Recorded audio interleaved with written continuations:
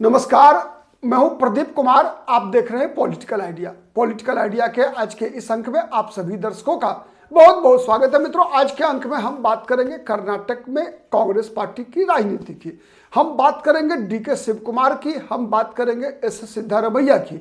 हम जानने का प्रयास करेंगे इस वीडियो में कि क्या डीके शिव कुमार मुख्यमंत्री बन सकते हैं, या बन सकते हैं तो फिर उसका समीकरण क्या होगा, या फिर कांग्रेस आलाकमान की भूमिका का भी हम थोड़ा सा पोस्टमार्टम करने का प्रयास करेंगे, समझने का प्रयास करेंगे कि ये जो तकरार और ये जो वाक्य युद्ध, ये जो सोशल मीडिया पर आरोप और प्रत्यारोप का दौर चल रहा है, उसकी आखिरी परिणति क्या क्या हो सकता है, उन संभावनाओं की आज हम इस वीडियो में तलाश करेंगे। तो सबसे पहले आज की जो ताजा खबर है उसके अनुसार कांग्रेस आलाकमान ने फोन करके दोनों गुट को, एस सिद्धारमैया और डीके शिव कुमार दोनों को कहा है कि वह अब इस विवाद को खत्म करें और एकजुट होकर काम करें, जिससे कि कांग्रेस पार्टी की सरकार जो कर्नाटक में है उस पर कोई आंच नहीं आनी चाहिए। साथ ही इन दोनों को जो संदेश दिया गया है उससे में बताया गया है कि आप दोनों की एक्टिविटी से आलाकमान खुश नहीं है।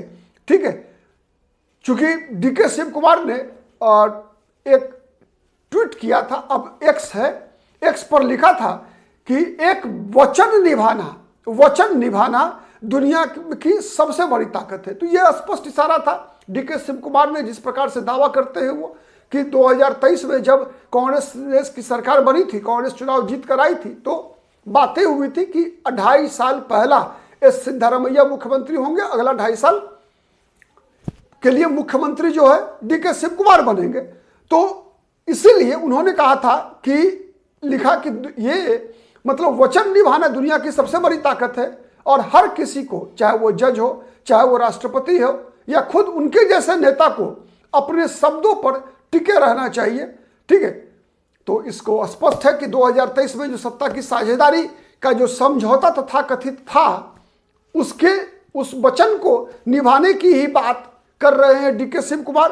ठीक है, उन्हीं इसी का जवाब देते हुए एस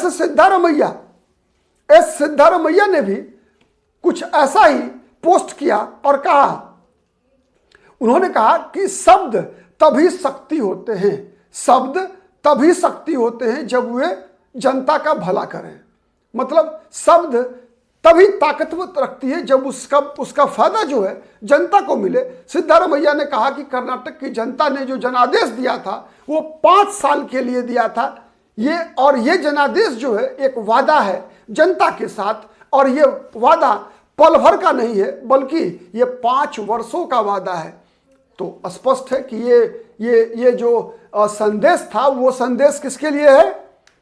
डीके शिव कुमार के लिए है। अब हम ये जानने का प्रयास करते हैं कि इस परिस्थिति में जब एक तरफ डीके शिव कुमार आ रहे हैं, दूसरी तरफ एस सिद्धारमैया भी आ रहे हैं, मतलब दोनों में से कोई भी झुकने को तैयार नहीं है।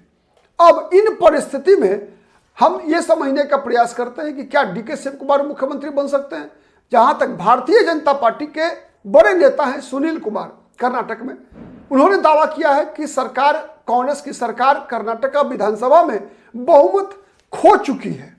आपको पता है कर्नाटक विधानसभा में जो सदस्य संख्या है वो 224 है। 224 मतलब 123 चाहिए बहुमत के लिए।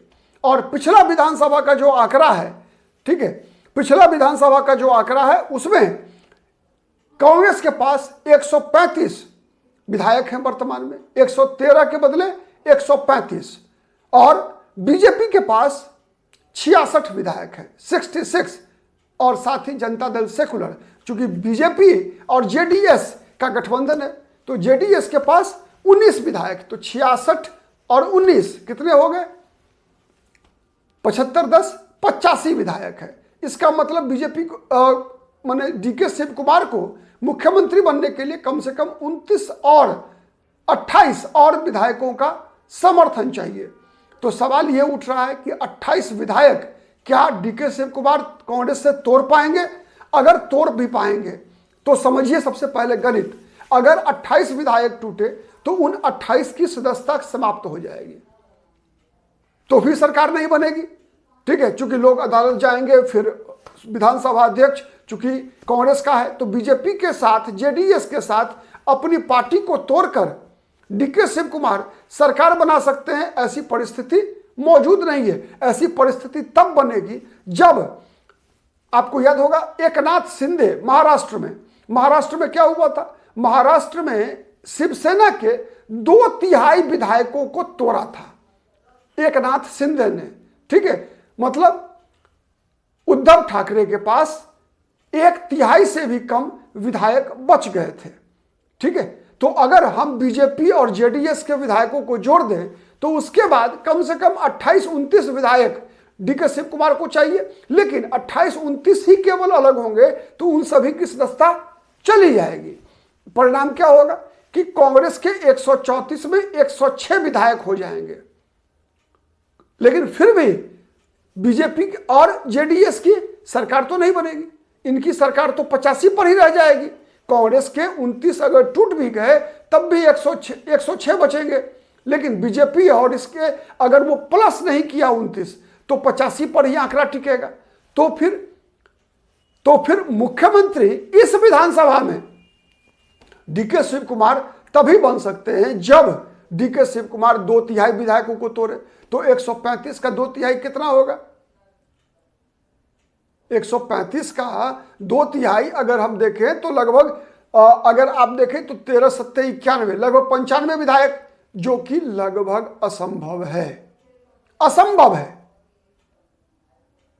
तोड़ नहीं सकते हैं।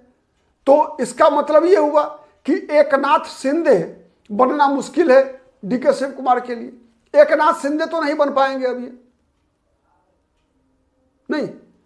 किसी भी प्रकार से कोई भी अंकगणित, अगर मान लीजिए डीके शिव कुमार के पास 50 विधायक भी है, जो कि मैक्सिमम हो सकता है, क्योंकि जिस पार्टी की सरकार है उसके खिलाफ बगावत करना इतना आसान नहीं होता, तब जब अंकगणित आपके फेवर में नहीं हो। महाराष्ट्र में क्या था एकनाथ शिंदे के टूटने के लिए कि बीजेपी के पास, बीजेपी विधानसभा में सबसे बड़ी दल थी, सबसे सिंगल लार्जेस्ट पार्टी बीजेपी हुआ करती थी। इस विधानसभा में सबसे सिंगल लार्जेस्ट पार्टी बीजेपी तब भी नहीं होगी जब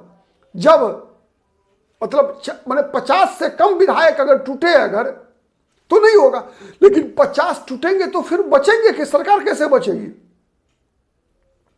तो कोई भी समीकरण ऐसा नहीं बनता जिससे कि एकनाथ शिंदे बनकर डीके शिव कुमार मुख्यमंत्री बन सकते हैं। तो दूसरा ऑप्शन क्या बनता है? दूसरा ऑप्शन बनता है कि ये डीके शिव कुमार हेमंत विश्व शर्मा बन सकते हैं। हेमंत विश्व शर्मा का मतलब क्या है कि अगर कांग्रेस डीके शिव कुमार को मुख्यमंत्री नहीं बनाती है तो आप याद कीजिए, लगभग ऐसी ही परिस्थिति हेमंत विश्व शर्मा की भी थी। जिस परिस्थिति में आज डीके शिव कुमार कांग्रेस की सरकार को सिद्धारमैया के खिलाफ खड़े हैं, वैसी ही स्थिति लगभग असम में एक जमाने में हेमंत विश्व शर्मा और तरुण गोगोई, गौरव गोगोई के पिता जब कांग्रेस के मुख्यमंत्री हुआ करते थे, तो उन्हीं दिनों हेमंत विश्व शर्मा उस भूमिका में थे। तो मैं इसलिए दोनों में तुलना कर रहा हूं, उसका कारण समझिए कि जो भूमिका हेमंत विश्व शर्मा ने नॉर्थ ईस्ट के राज्यों में, जो 7 सिस्टर्स राज्य हैं, असम, अरुणाचल प्रदेश, त्रिपुरा, सिक्किम, ये मेघालय, नागालैंड, ये जो राज्य हैं 7 सिस्टर्स, इनमें जो भूमिका निभाते हैं हेमंत विश्व शर्मा कांग्रेस छोड़ने के बाद भारतीय जनता पार्टी के लिए, कि भारतीय जनता पार्टी के संकट मोचक बने हुए हैं। कांग्रेस छोड़कर आए, बीजेपी के साथ आए, बीजेपी को केवल एक स्टेट असम में ही केवल सरकार में लाने में मदद नहीं किया हेमंत विश्व शर्मा ने, बल्कि पूरे नॉर्थ ईस्ट में। तो क्या डीके शिव कुमार को अगर मुख्यमंत्री नहीं बनाया गया तो क्या डीके शिव कुमार की नाराजगी इतनी बढ़ेगी कि वो हेमंत विश्व शर्मा बन जाए? हेमंत विश्व शर्मा बनने का मतलब क्या है? हेमंत विश्व शर्मा बनने का मतलब डीके शिव कुमार के मामले में यह है कि आप अगर गौर से देखेंगे विगत 5-6 वर्षों के डीके शिव कुमार के भूमिका को कांग्रेस में, तो जहां कहीं भी कांग्रेस पार्टी पर, कांग्रेस की सरकार पर संकट आया है, हर जगह आपको डीके शिव कुमार की ताकत दिखेगी। चाहे आप याद कीजिए राजस्थान में जब एक समय में कहा जा रहा था कि बीजेपी ने ऑपरेशन लोटस करने का प्रयास किया, वहां अशोक गहलोत की सरकार को गिराने का प्रयास किया, तो फिर डीके शिव कुमार के पास ही पहुंचे थे कांग्रेस पार्टी के सभी विधायक।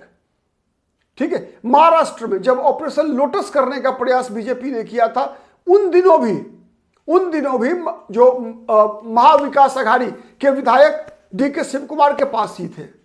ठीक है, तो ऐसे कई उदाहरण मिलते हैं। मध्य प्रदेश के कुछ विधायक जब पहली बार कमलनाथ की सरकार पर कुछ खतरा दिखा था, तो हर बार जब कभी भी कांग्रेस पार्टी पर कोई खतरा आया है, कोई समस्याएं आई है, पार्टी के संगठन में हो या पार्टी की सरकार पर हो, हर बार हमने देखा है कि डीके शिव कुमार उसी भूमिका का निर्वाह करते रहे हैं राहुल गांधी के लिए, सोनिया गांधी के लिए, जिस भूमिका का निर्वाह हेमंत बिश्व शर्मा बीजेपी के लिए करते हुए दिखे हैं।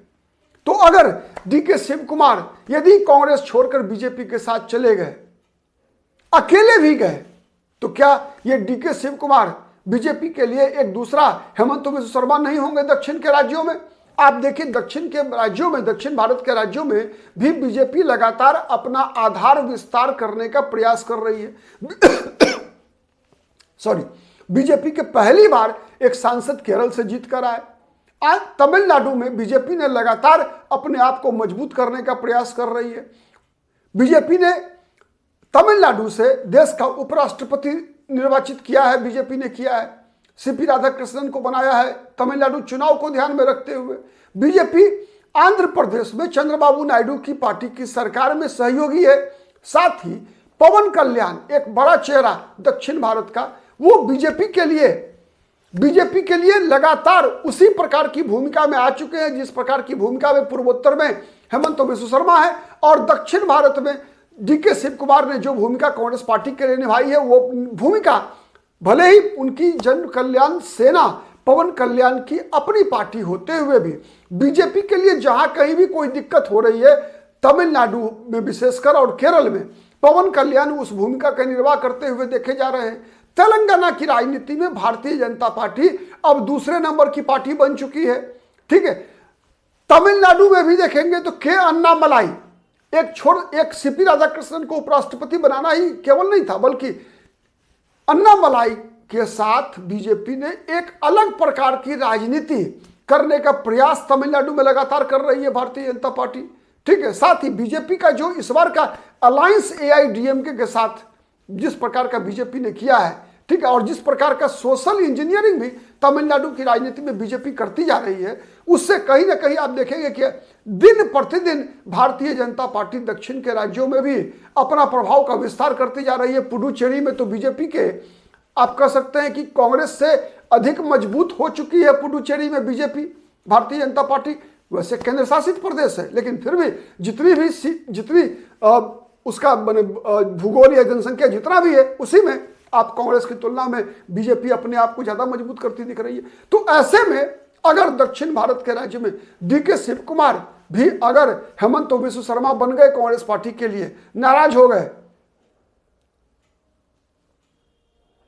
तो ये कांग्रेस पार्टी के लिए एक बड़ा नुकसान होगा। अब इस नुकसान से कांग्रेस कैसे निपटती है, इस परिस्थिति से कैसे निपटती है कांग्रेस पार्टी, राहुल गांधी कैसे निपट पाते हैं, आने वाला कल बताएगा।